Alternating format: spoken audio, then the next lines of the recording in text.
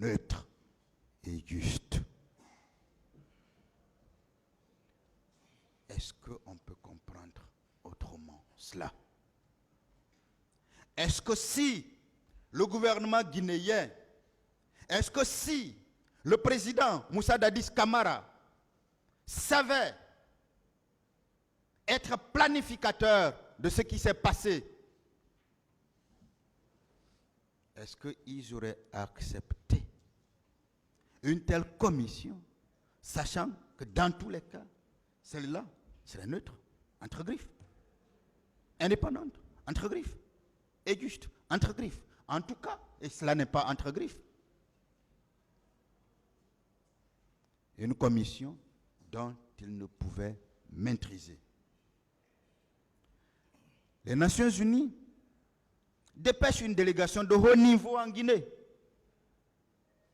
et obtiennent un engagement de son président d'une pleine et entière coopération de lui, de son gouvernement, de toutes les autorités civiles et militaires. Ce président et ce gouvernement répondent à toutes les questions qui leur sont posées. Encore une fois, sans être assistés par le service d'un avocat. Toutes les personnes interrogées, victimes, parents de victimes et témoins, n'ont jamais été inquiétés, ne sont pas inquiétés, ni pendant, ni après le passage. Et on veut nous faire comprendre que il y a eu dissimulation. On veut nous faire comprendre que on a empêché des gens parce qu'il y avait un bras armé. Ce procès est très profond, Monsieur le Président. Les dessous de ce procès, les dessous sont profonds. C'est pour ça que nous allons prier pour que vous ayez la force,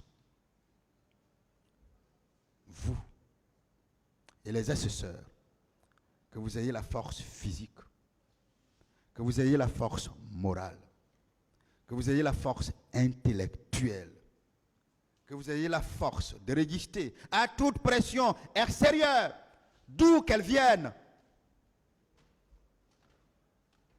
pour décider et marquer à jamais ce pays, et marquer à jamais votre carrière, et marquer à jamais la justice guinéenne qui doit, à travers cette affaire-là,